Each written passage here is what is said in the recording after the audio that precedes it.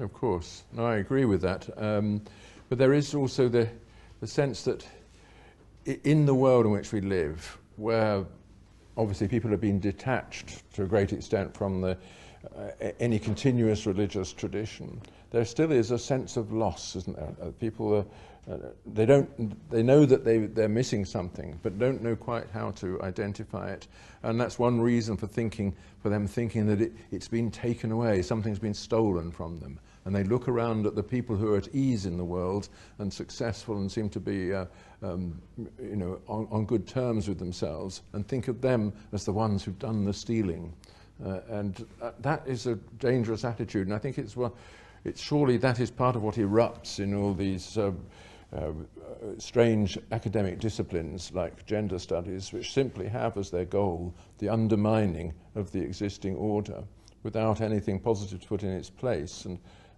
I don't know what those academic studies recruit people all the time from this fund of isolation, this fund of this sense of loss without an ability to identify the thing that's been lost.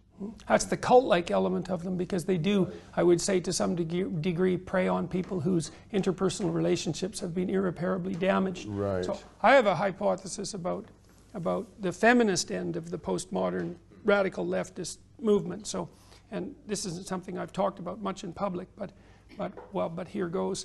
This should get me in lots of trouble. So and there's a variety of things that are tangled together here. So we don't know how female biology would manifest itself politically. Male biology does. Female biology is going to. And that's because female political activity on the largest possible scale is a relatively new phenomenon. And it isn't obviously the case that men and women's views of the world are going to dovetail precisely. So here's a hypothesis. You tell me what you think about this. So one thing that a woman really wants to know about a man, or perhaps you might say one thing that femininity wants to know about masculinity, is that it's not a predatory tyrant. Okay, so, and here's why. I mean, first of all, there's fragility in feminine sexuality to a greater degree than there is in male sexuality, because women bear a higher price for sexual misadventure, let's say, and are perhaps more prone to exploitation by force. But more than that, part of being a woman is having the possibility of bringing something extraordinarily fragile and vulnerable and valuable into the world. And the first concern might be, are you a predator? Fundamentally, are you a predator? And so what I see happening in the feminist disciplines like gender studies is the politicization of that accusation. And the accusation is, prove to me that you're not a predator. Like in the fundamental element of your masculinity, not only historically but now, because the cost of you being a predator is too high.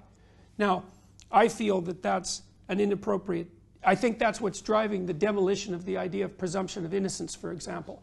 We'll start with presumption of guilt and you'll be proved to me that you're innocent.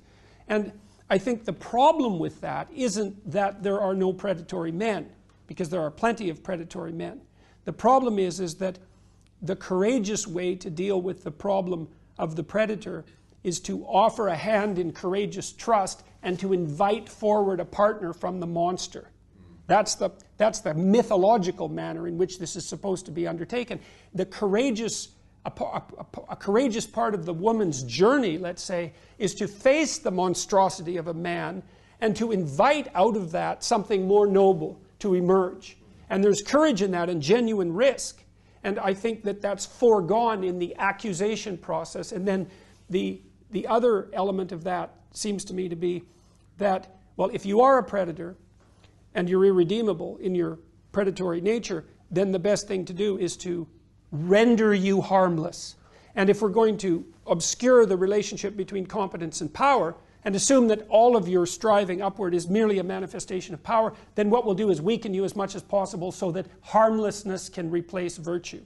And I see all of that driving these resentful disciplines in their ideology. So the aim is the emasculation of the man. Yeah, that's the evil queen. Yeah. Yeah, because we have the evil king, right? That's the tyrannical patriarchy.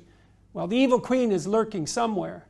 Yes. So, the problem is, a lot of this is true, but our society does not seem to have the capacity to put that to one side and celebrate the normal. The fact that most men and most women are not like that, and that there is a natural desire and need of the sexes to love each other, to be united, and to create children, and so on, and that the old stability that was built upon this has gone. So I mean that, and nobody in the intellectual world wants to celebrate that.